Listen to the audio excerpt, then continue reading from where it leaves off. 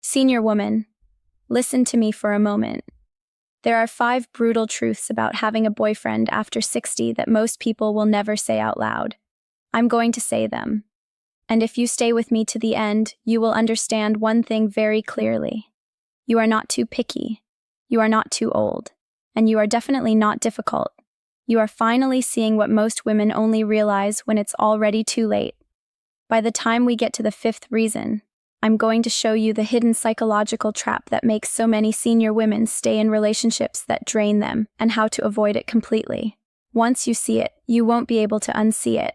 I'm speaking to you as a man and as a therapist who has sat across from hundreds of women your age, widows, divorced, never married, who whispered the same sentence in my office. If I had known this earlier, I would never have let him back into my life. You are not here to be anyone's nurse, anyone's purse, or anyone's emotional dumping ground, so let's talk about why, as a senior woman over 60, you may be far better off never having a boyfriend again, and pay close attention to the 3rd and 4th reasons. Those are the ones that usually make my clients go silent and then completely change the way they look at men. First, I want to set something straight. I am not against love. I am not against companionship. What I am against is you sacrificing your peace, your health, and your dignity just to say, I have a man. There is a difference between a partner and a project, between a relationship and a responsibility. Let's start with the first brutal truth. Reason 1. The boyfriend role keeps you emotionally small. At your age, the word boyfriend often doesn't fit who you truly are anymore. It sounds light, playful, almost teenage, but your heart has lived through wars, divorce, widowhood, betrayal, illness, caregiving, raising children, losing people you love. The problem is this: the title boyfriend usually comes with teenage rules, and those rules keep you emotionally small. I once worked with a woman in her late 60s. Let's call her Margaret. She had a boyfriend who insisted on being called that. He refused words like partner or companion because they made him feel old. On the surface, this sounded harmless, but over time, I saw the pattern. He wanted the benefits of a committed woman, her loyalty, her emotional support, her cooking, her presence without ever stepping into the emotional responsibility of a true partner. Whenever she asked for clarity about the future, he would say, "Why ruin a good thing? Let's just enjoy what we have." That was his way of staying a boyfriend forever. No growth, no depth, no real accountability. Margaret shrank herself to fit his comfort. She stopped bringing up her fears about aging, her worries about money, her desire for spiritual connection. She told me he doesn't like heavy conversations. If I talk about those things, he says I'm depressing. Here is the brutal truth. Many men want the light version of you, not the full deep woman you have become. And the boyfriend label allows them to keep it that way.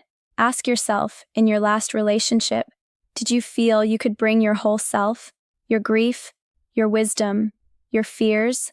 Or did you feel like you had to be fun, easy, and low maintenance just to keep him? Stay with me, because the next reason goes deeper into something very practical and very dangerous for senior women: your safety and your stability. Reason 2, your energy, health, and safety are too precious. Now, after 60, your energy is no longer cheap. Every choice you make has a cost. A boyfriend at this stage of life can very easily become a full-time emotional job with no salary, no gratitude, and no retirement plan. Think about this carefully. For many of the women I work with, the relationship starts off feeling like a blessing. Someone to talk to, laugh with, maybe go out with. But slowly, almost quietly, the balance shifts. A client of mine, we'll call her Elena, met a man in his 70s. At first, he seemed charming. They spent hours on the phone. He said she saved him from loneliness. Slowly, she became his emotional nurse. He would call her in the middle of the night because he couldn't sleep. He would complain about his ex-wife, his adult children, his health, his regrets. I asked her one question: when you hang up the phone with him, do you feel lighter or heavier? She paused and then she cried. Always heavier, she said. But I feel cruel if I don't pick up. What if something happens to him? That is how it works. Your natural empathy becomes a chain around your own neck, and this is not just emotional.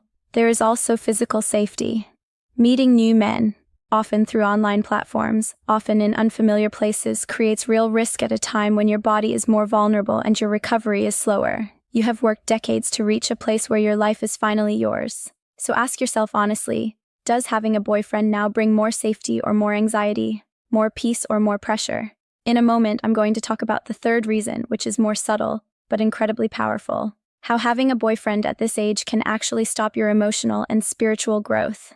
This is the one almost no one talks about, but it affects everything.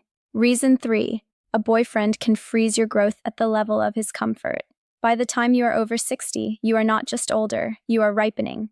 Many women at this stage finally begin to explore who they are beyond wife, mother, or caregiver. You may start reading more about spirituality, psychology, healing. You may feel called to travel, to learn, to create. Your soul is stretching and expanding. But here is where many senior relationships break. Your expansion threatens his comfort. I remember a woman who came to me after leaving a long marriage. She finally felt free. She joined a book club, started therapy, and began exploring her childhood wounds, her patterns, her dreams.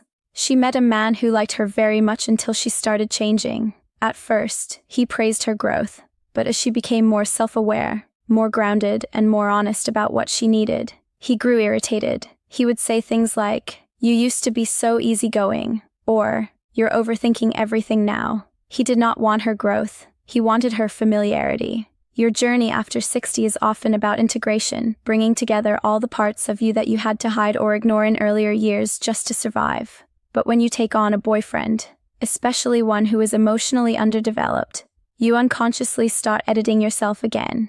You stop sharing what you are learning because it causes arguments. You stop attending the events you enjoy because it makes him feel left out. You stop exploring new aspects of yourself because you feel guilty leaving him behind. So you freeze at the level of his comfort. This is one of the quiet tragedies I see in my office. Women who were on the edge of profound transformation, but they chose a man instead of themselves. The question you must ask is this: if I never had a boyfriend again, how much could I grow? What parts of me would finally have space to breathe? Stay with me because the fourth reason is more practical, but it sits on top of all of this: your money, your time, and the very structure of your daily life. Reason 4, the cost is higher than you think financially and emotionally. By 60 and beyond, you have already paid a high emotional price through life, children, marriages, work, caregiving. You understand that nothing is truly free. Here is the hard truth. Many senior women underestimate the cost of having a boyfriend. The cost shows up in small ways first.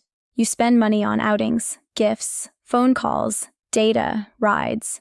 You adjust your schedule around his. You stay up later than is healthy for you because he wants to talk. You eat at times that disrupt your routines. You travel when your body really needs rest. Then, there are the bigger risks.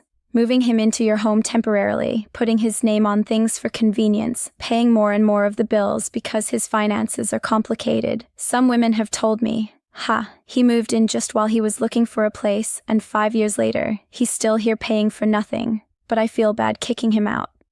You did not spend decades building your life, your home, and your stability just to subsidize a man's comfort. And it's not only about money, it's about emotional budgeting.